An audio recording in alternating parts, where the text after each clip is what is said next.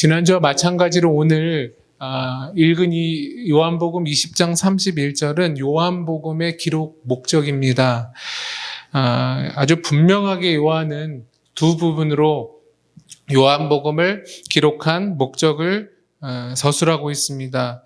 첫 번째는 예수가 하나님의 아들 그리스도이심을 믿게 하려 하기 위해 이 요한복음을 썼다, 그렇게 이야기하고, 또 그것을 믿고 그 예수의 이름을 힘입어 생명을 얻게 하려는 것이 요한복음의 기록 목적이다, 이렇게 분명하게 이야기하고 있습니다.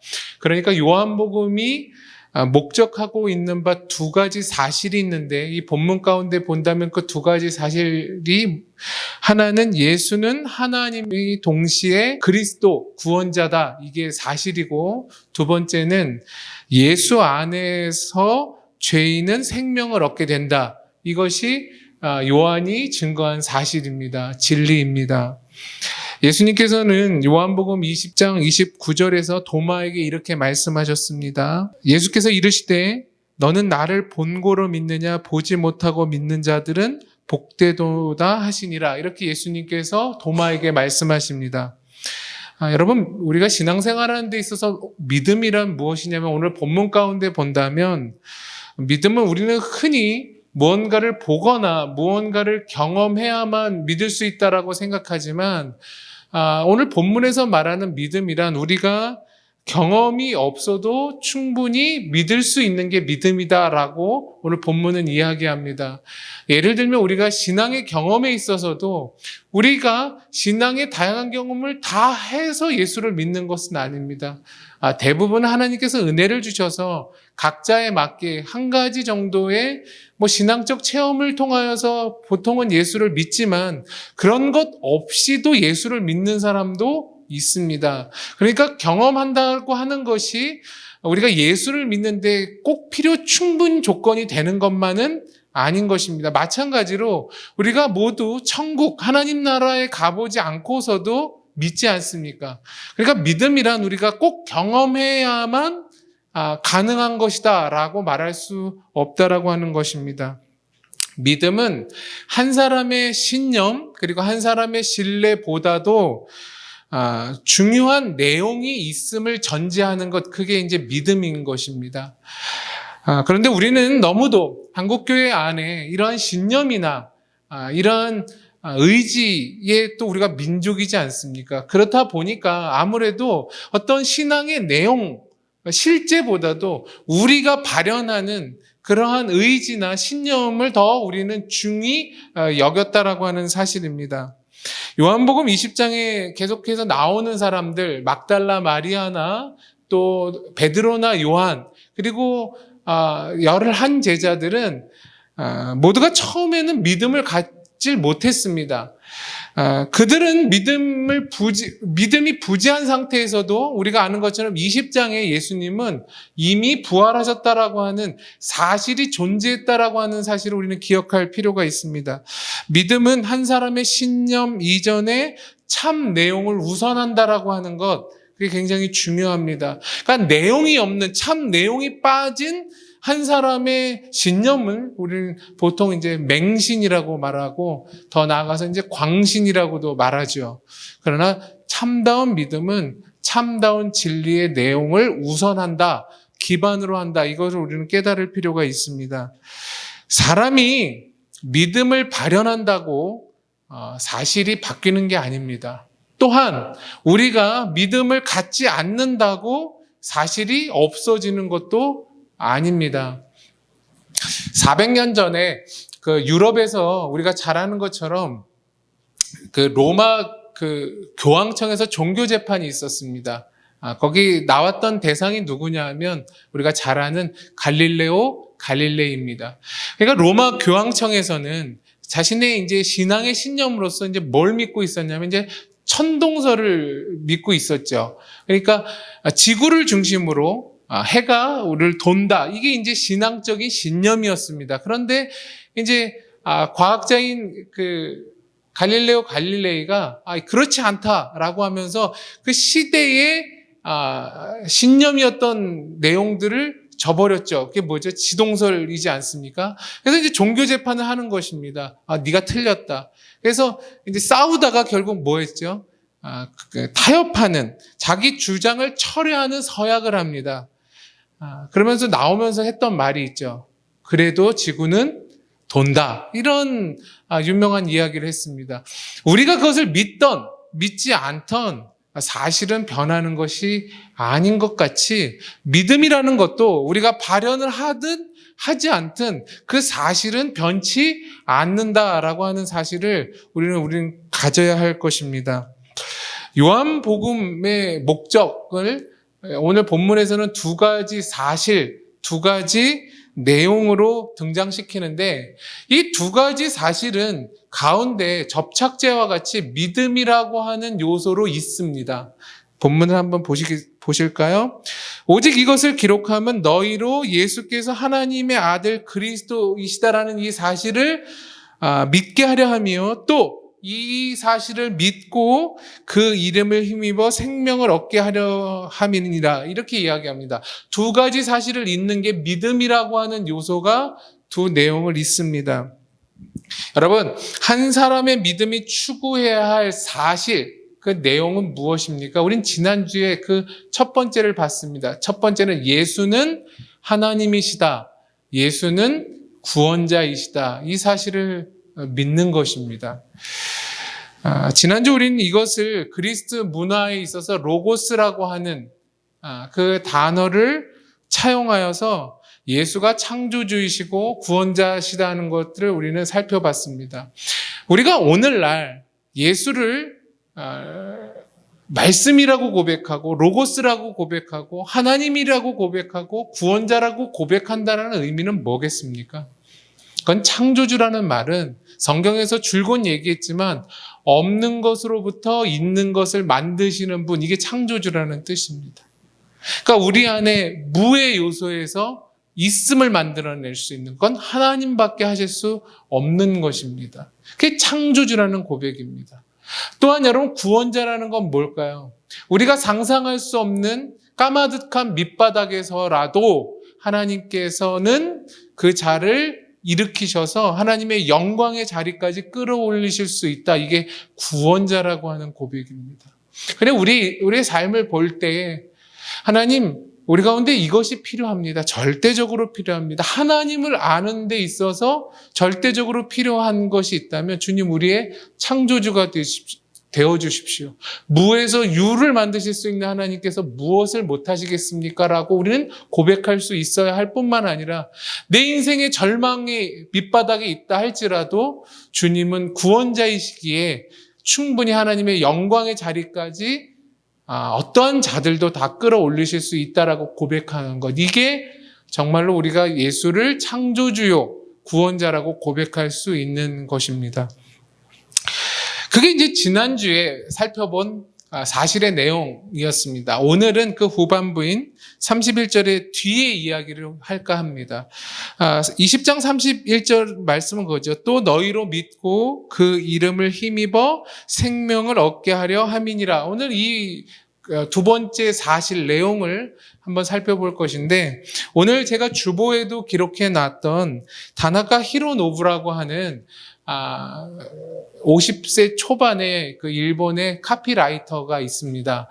제가 최근에 읽은 책 내용을 하나 이렇게 발췌해서 읽어드릴게요. 단어의 정의를 확실하게 재구축하자는 말은 바꿔 말하면 의심하라는 뜻이기도 하다. 단어에 대한 사고의 첫 단계에서 없어서는 안 되는 것이 일단 알고 있는 단어도 의미가 맞는지 의심하는 것이다. 단어라는 단어조차 50번을 읽고 쓰다 보면 형태가 붕괴되어 의미를 알 수 없게 된다. 거기서부터 비로소 단어의 정체를 탐구하는 사고가 시작된다. 이제 본인이 쓴 책에 이런 기록이 있습니다. 카피라이터이기 때문에 글자 수도 할 수만 있다면 15자 이내에서 쓰려고 애쓰는 사람입니다. 그러니까 단어 하나하나가 굉장히 소중하죠. 그러니까 이 사람이 이 저자가 말한 것처럼 어떤 우리가 알고 있는 단어에 대해서도 우리는 익숙함을 탈피해야 되고 의심해 봐야 되고 끊임없이 우리는 곱씹어 봐야 합니다. 오늘 본문이 그리 길지가 않습니다. 너희로 믿고 그 이름을 힘입어 생명을 얻게 하려 한다라고 하는, 여기서 우리가 이렇게 떠오르는 단어가 뭐가 있겠습니까? 믿는다, 그 이름, 또 힘입는다, 생명, 이런 것들이 이 짧은 한 구절 안에 들어가 있는 단어입니다. 우리가 익숙하다고 생각합니다. 그러나 이제 깊이 곱씹어 보지는 못했습니다. 그러니까 이걸 해야 합니다. 이게 이제 쉽지가 않습니다. 오늘 이 요한복음의 말씀을 이해하기 위해서는 우리가 그 바울을 조금 참고하면 좋은데, 바울 신학에 있어서 신약에 바울이 쓴 여러 책들을 통해 우리가 알 수 있는 것은 예수를 힘입는다라고 하는 뜻이 어떠한 뜻이냐 하면, 바울의 그 책을 통해서 본다면 예수 그리스도를 근거로 한다, 이런 뜻입니다. 그러니까 힘입는다라는 것은 예수를 근거로 한다, 그리고 예수를 통해서 한다, 말미암아 한다, 이런 뜻이고, 예수 안에 거해서 한다, 이런 뜻입니다. 바울은 이런 식으로 예수를 힘입는 것에 대해서 자신의 책에서 기록해 놓은 것입니다. 예수를 근거로 한다, 그리고 예수를 통해서 한다, 그리고 예수 안에 있는다라고 하는 이 예수를 힘입는다라고 하는 것을 우리 로마서에서 좀 더 자세히 살펴보도록 하겠습니다. 로마서 5장 1절에서 2절입니다. 구원을 잘 말한 로마서 5장 1절에서 2절 말씀 보도록 하겠습니다. 로마서 5장 1절에서 2절 제가 읽도록 할게요. 그러므로 우리가 믿음으로 의롭다 하심을 받았으니 우리 주 예수 그리스도로 말미암아 하나님과 화평을 누리자. 또한 그로 말미암아 우리가 믿음으로 서 있는 이 은혜에 들어감을 얻었으며 하나님의 영광을 바라고 즐거워하느니라. 아멘. 여러분, 이 본문은 성도의 구원에 대해서 아주 잘 기록해 놓은 본문입니다. 구원은 어떻게 받냐면 우리가 믿음으로 받습니다. 그런데 오늘 본문에 보면 중요한 것은 아까도 얘기한 것처럼 믿음이 향하는 사실, 근거, 내용이 있어야 된다라고 했는데, 오늘 본문에서는 그것을 두 번이나 반복해서 뭐라고 얘기하냐면 우리 주 예수 그리스도로 말미암아, 그로 말미암아 우리가 믿음으로 구원을 받는다라고 바울은 기록합니다. 그러니까 예수를 힘입는다라고 하는 얘기는 오늘 본문에서는 통하여 말미암아로 등장시킵니다. 그러니까 우리가 믿음으로 어떤 내용을 추구하는데 그 내용에서 끝나는 게 아니라 그 내용이 결국 목적하는 바가 있다라고 하는 것입니다. 그게 구원의 결국 목적지인데, 본문에서는 그 목적지를 가리켜 뭐라고 얘기하냐면 하나님과의 화평이라고 이야기합니다. 그리고 하나님의 영광을 바라고 그분을 즐거워하는 게 목표라고 얘기합니다. 그러니까 우리 모두가 믿음을 발현하여서 내용을 갖는데 그 내용은 결국 어떠한 지점을 향한다라고 하는 것인데, 오늘 본문에서 그게 하나님과의 화평, 하나님의 영광을 바라고 즐거워하는 것이라고 이야기합니다. 이 예수 그리스도로 말미암아라고 하는 이야기는 그 한 절 앞에는 더 자세하게 설명합니다. 4장 맨 끝에 한번 볼까요? 그러므로 이렇게 시작되잖아요. 그러므로 예수로 말미암아 이거거든요. 근데 그 그러므로가 뭘 받냐면 25절에 예수는 우리가 범죄한 것 때문에 내줌이 되고 또한 우리를 의롭다 하시기 위하여 살아나셨느니라. 이것이 예수로 말미암아, 이런 뜻입니다. 그러니까 내줌이 됐다는 건 뭐예요? 죽음 가운데로 내주고 또한 주님께서 우리 의로움을 위해서 다시 살았다. 부활이라고 하는. 그러니까 죽음과 부활이 예수 그리스도로 말미암아라는 내용이라고 하는 것이죠. 그러니까 신자는 내용을 갖죠. 믿음의 내용을 갖는다고 했습니다. 그 내용이 뭐다? 예수다. 그리고 오늘 바울은 본문 가운데서 그것이 죽음이고 예수의 부활이다라고 증거하는 것입니다. 오늘 본문에서는 그 궁극적인 목적이 하나님을 즐거워하는 것이라고 했습니다. 이게 오늘 본문에서는 신자의 의미고 성경이 신자에게 분명히 명령하는 것입니다. 왜 그러냐 하면 하나님을 즐거워하는 것이 부르심의 이유고 구원의 목적이기 때문에 그렇습니다. 하나님이 왜 죄인을 부르시냐 하면 자신을 즐거워하게 하기 위해서 부르신다라고 오늘 본문은 이야기합니다.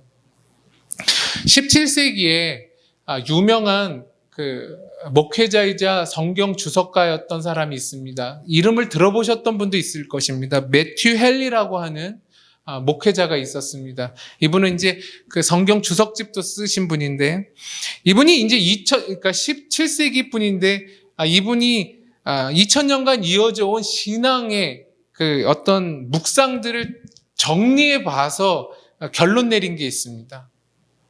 그게 무엇이냐면 이제 세 가지를 발견하게 됐는데, 수많은 사람들의 묵상집을 통하여 발견한 세 가지는, 첫 번째는 신자는 주 안에서 항상 기뻐해야 한다는 것입니다.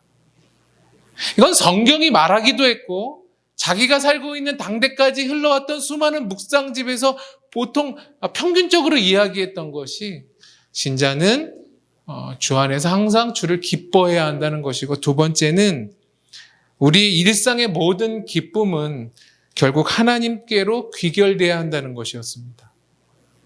그리고 마지막 세 번째는 하나님에 대한 우리의 생각은 언제나 즐거움이 돼야 한다라고 하는 것을 자신이 살고 있는 17세기까지 한 2000년에 걸쳐서 모든 묵상집을 자기가 이제 연구했더니 내린 결론이었습니다.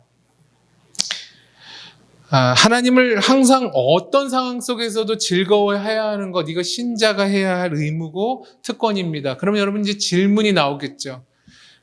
주님, 목사님, 저는 그건 알긴 아는데, 저도 마찬가지지만 어떻게 신자가 항상 주님을 기뻐하고 즐거워할 수 있겠습니까? 이런 질문 하나와, 두 번째는 우리가 신자임에도 불구하고 하나님을 내 삶의 궁극적인 즐거움으로 삼지 않는다는 이 두 가지 문제에 우리가 놓여져 있습니다. 이것을 오늘 설교해 보려고 합니다. 우리가 시편을 읽어보면 시편에 많이 등장하는 것 중에 하나가 뭐냐 하면, 이 시편의 기자들이 자신에게 주어진 상황과 자신이 갖고 있는 신앙 사이의 괴리를 많이 적어놨습니다. 그러니까 내가 믿는 하나님은 이러한 것이고 신앙은 이러한 것인데, 주어진 상황은 그렇지 못한 이 괴리 때문에 사람들이 하나님께 기도를 합니다. 그걸 이제 보통 시편에서 탄식시라고 합니다. 그러니까 시에 자기의 마음을 담아서, 탄식을 담아서 하나님께 올려드리는 것입니다. 그런데 이러한 탄식시는 보통 끝에는 감사와 찬송으로 마무리가 됩니다. 이것이 이제 시편에 나온 탄식시가 우리에게 가르쳐주고 있는 교훈입니다. 우리가 삶에 이렇게 힘겨움에 빠지게 되면 우리는 이제 뭘 놓치게 되나요? 보통 하나님을 믿노라 하면서도 그 믿음에 상응하지 않는 현실이 우리 가운데 나타나면 우리는 영혼의 생명을 잃습니다. 그건 우리가 잃는 것이지 하나님께서 잃게 하시는 것은 아닙니다. 시편의 기자들은 끝끝내 그러한 어려운 상황을 통해 뭘 깨닫냐 하면, 우리의 믿음의 선조들은 상황보다, 내 앞에 주어진 상황보다, 그리고 내 앞에 있는 악인, 원수보다, 그리고 이 세상보다도 크신 창조주와 구원자 되신 하나님을 깨닫습니다. 어려움을 통해서 깨닫습니다. 신자는 그렇게 깨닫습니다.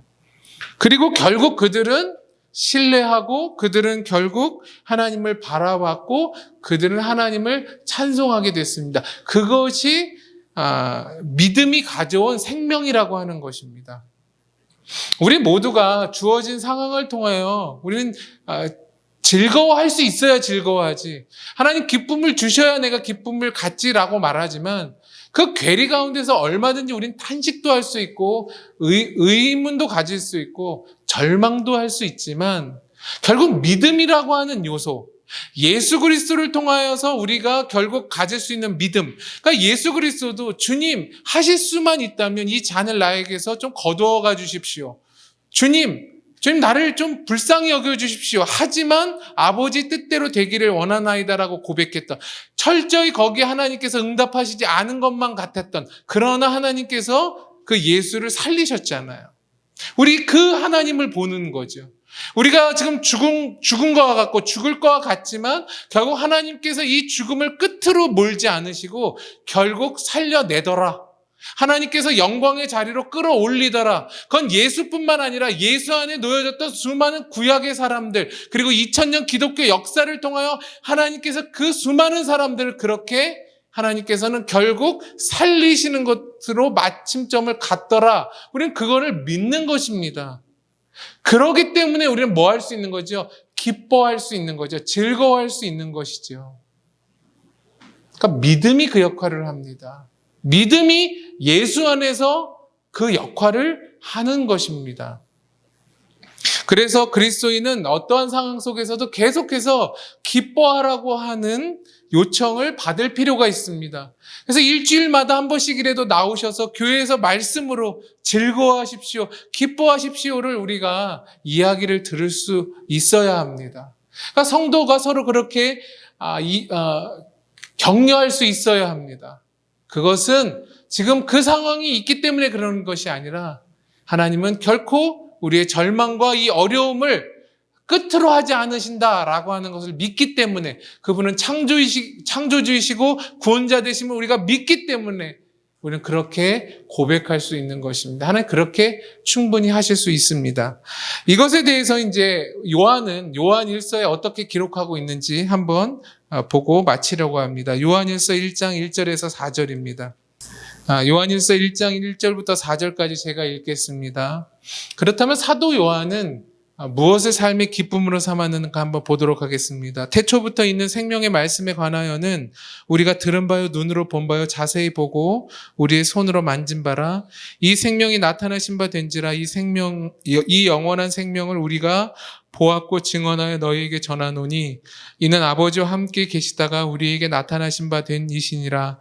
우리가 보고 들은 바를 너희에게도 전함은 너희로 우리와 사귐이 있게 하려 함이니 우리의 사귐은 아버지와 그의 아들 예수 그리스도와 더불어 누림이라. 우리가 이것을 쓰면 우리의 기쁨이 충만하게 하려 함이라. 아멘.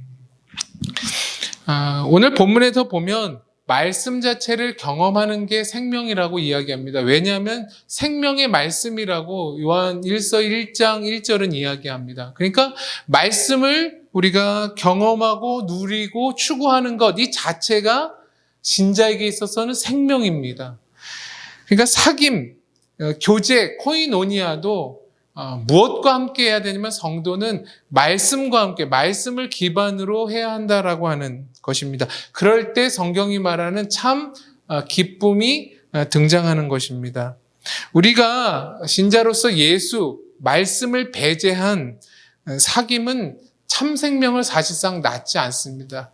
얼마든지 음료를 먹어도, 탄산 음료를 먹어도 갈증은 잠시 해결되는 것 같은, 우리는 세상적인 그런 즐거움을 얼마든지 누릴 수 있지만 중요한 건 영원한 목마름, 우리의 궁극적인 목마름, 생명은, 즐거움은 오직 말씀 안에서 난다라고 하는 사실을 우리는 기억할 필요가 있습니다.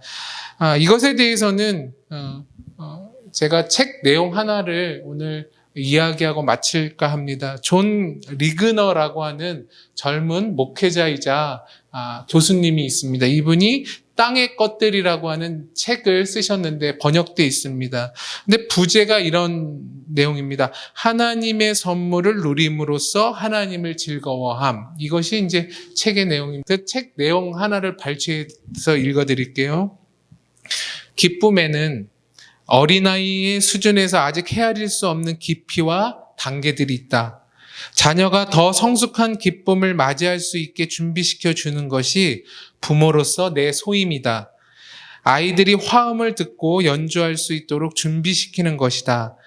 아들이 둘이 있어요. 아들이 하나님에 대한 지식과 하나님으로 인한 기쁨의 경험을 켜켜이 쌓아갈 수 있도록 돕는 것 말이다. 이분은 이제 젊은 목회자이기 때문에 이제 아이가 2명이 있는데, 아들이 2명이 있는데, 자신이 이제 아이를 이제 키우면서 들었던 어떤 신앙에 대한 이야기를 이렇게 이야기합니다. 누구나 결혼을 해서 보통은 아이를 낳고 이제 결혼 생활을 하는데, 아이를 낳고 결혼 생활을 하면서 이제 깨닫는 건 뭐냐면 아침잠에서 깨어나서 자녀가 엄마를 부르면서 이제 어릴 때 찾아오는 그 모습, 또한 아빠와 함께 놀이터에서 놀면서 아빠의 보호와 아빠와 함께 노는 그 즐거움, 이런 것들을 이제 누가 하는 거냐? 부모가 이제 처음에 자녀들에게 하는 것입니다. 이런 자녀가 좀 커서 친구를 만나고 사회로 나가고 부모를 떠나는 것과 같은 상황에 놓여져 있다 할지라도 그 자녀 안에는 아버지와 엄마의 고스란한 보호와 그리고 보살폈던 것들이 그 안에는 녹아져 내려 있는 것입니다. 그게 부모가 보는 자녀의 모습입니다. 부모는 평생 동안 자녀를 우선합니다. 그리고 부모는 자녀를 지지하고 자녀를 위로하고 자녀를 누구보다 사랑하며 자녀를 돌보아 옵니다. 그러니까 자녀라고 하는 그 한 영혼의 요소 안에는 보이지는 않지만 부모의 수많은 열정과 사랑이 녹아져 있는 것입니다. 그렇기 때문에 비로소 자녀는 성장하고 자기가 성장하여서 자신이 사는 사회 가운데서 즐거움이라고 하는 것을 누릴 수 있게 되는 것입니다. 부모가 나를 낳았기 때문에, 그리고 부모가 나를 돌봐왔기 때문에 비로소 성장하여서 자신이 세상의 즐거움을 누릴 수 있게 된 것이죠. 이게 이제 우리가 세상을 살아가는 데 있어서 즐거움인 것입니다. 그렇기 때문에 자식이 스스로 즐거움을 누린다 할지라도 부모를 배제한, 부모를 떠난 즐거움이 있을 수 있겠습니까? 사실은 그렇지 않습니다. 우리 모두는 누군가의 자녀입니다. 내가 알든 모르든 우리 부모님은 나를 낳으셨고 나를 키워오셨고 나를 돌보셨습니다. 그렇기 때문에 자녀라면 자기를 낳아준, 그리고 나를 돌보아준, 그리고 지금도 살아계시다면 노심초사 전전긍긍하는 부모를 기억하는 것, 그런 부모가 있다라고 하는 것, 그 부모에게 감사하는 것, 그리고 그 부모를 칭송하는 것, 이게 중요합니다. 그것이 바로 자녀에게 있어서는 생명이기 때문에 그렇습니다. 저희는 부모님이 계시지 않지만 부모님이 의도하셨던 의도하시지 않으셨던 돌아가신 부모님께서, 특별히 어머님께서 신앙적인 측면에 있어서 우리에게 남겨준 유산이 여전히 우리 안에 있다라고 하는 것이 감사합니다. 그러니까 예배 늦으면 저희 어머님은 정말 속된 말로 얄짤이 없으셨거든요. 그러니까 그런 것을 우리 안에 심어준 것. 그러니까 어릴 때부터 그런 게 심겨져 있으니까 그렇게 하지 않으면 불편해지는 것 뿐만 아니라 여러 가지 요소를 부모님께서 우리 가운데 심겨져 줬다라고 하는 것. 그러니까 하나님이 부모님을 통하여 그렇게 일하셨던 것에 대해 지금도 되돌아보면서 감사하고 있습니다. 마찬가지로 신앙이 그렇습니다. 우리가 주님을 즐거워한다라고 하는 것, 그게 구원의 목적이라고 하는 것은 하늘 아래 내가 혼자 태어나지 않았다라는 것들을 인식하는 것입니다. 주님이 나를 구원하셨고 그 주님이 나를 통하여서 이 세상의 모든 요소의 즐거움을 누릴 수 있도록 하셨다라고 하는 걸 깨닫는 것, 그게 되게 중요하다는 것을 알았습니다. 그래서 제가 말씀을 준비하면서 제가 마음에, 그리고 입버릇처럼 좀 했던 여러 가지 말들을 좀 회개한 부분이 있습니다. 제가 그런 얘기 되게 많이 하거든요, 집에서. 별로 살기 싫다. 그러니까 여러분은 되게 인생 살고 싶은지 모르겠지만 제가 이 설교를 준비하면서 그게 되게 불효라는 걸 알았습니다. 요만큼 살아보니까 못 누린 게 훨씬 많지만 별로 이렇게 누려봐도 별로 즐겁지 않을 것 같은 생각이 많아서 별로 제가 살고 싶다는 얘기를 많이 안 합니다, 사실은. 근데 그게 되게 불효라는 걸 깨달았습니다. 주님께. 내가 너 죽으라고 내가 너 구원한 줄 아느냐. 그래서 하나님, 내가 잘못됐다는 회개의 기도를 설교를 통해서 그렇게 얘기했습니다. 바울이 이렇게 말했습니다. 로마서 11장 35절 36절, 누가 주께 먼저 드려서 갚으심을 받겠느냐. 이는 만물이 주에게서 나오고 주로 말미암고 주에게로 돌아감이라. 그에게 영광이 세세히 있을지어다. 아멘. 우리가 주님께 모든 걸 갚을 수 없으나 우리를 포함한 만물이 주로 말미암고 주를 통하여 주에게로 돌아갈 것을 믿음으로 한 주간도 예수 안에서 하나님을 즐거워하실 수 있는 구원의 삶을 살 수 있는 여러분 다 되시기를 축원합니다. 기도하겠습니다. 주님, 구원은 하나님을 즐거워하는 것이라고 오늘 나누었습니다. 그러나 우리가 구원받은 자로서 얼마나 주님을 즐거워했는지 기뻐했는지를 돌이켜보면 하나님 부끄럽습니다. 늘 주어진 상황에 절망할 때가 일수였고 하나님 아닌 것으로만 내 삶의 쾌락과 즐거움을 삼았던 우리들의 아둔함과 어리석음과 어림을 주님 불쌍히 여겨 주시옵소서. 주님이 우리를 낳으셨고 우리를 이만큼 길러 오셨건만 우리는 주님 없이 얼마든지 기뻐할 수 있고 하나님 살 수 있고 자립할 수 있을 거라고 하는 하나님 아버지 교만함 속에서 하루하루를 살아가고 있습니다.